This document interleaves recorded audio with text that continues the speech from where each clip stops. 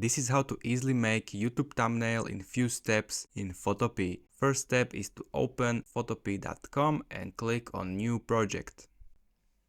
Scroll down a little bit and click on YouTube thumbnail.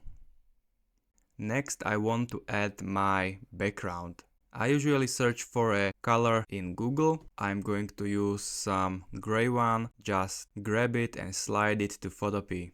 And then transform it and you have your background. Next, I'm going to add a Photopea logo. Again, search and grab your picture and slide it to the Photopea. If I want to make it bigger, just click on Edit and Free Transform. Next, I want to add text into my thumbnail. On the left side, click Type tool and click on your thumbnail. Write your text, and here I don't like this logo, so I am going to delete it and search for another one. For example, this one.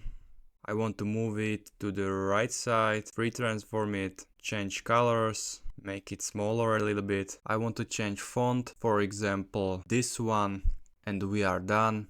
You can play with it, but for me it's the easiest way how to make YouTube thumbnail. If you invest more time in creating YouTube thumbnails, it will be much better. Thanks for watching and see you next time.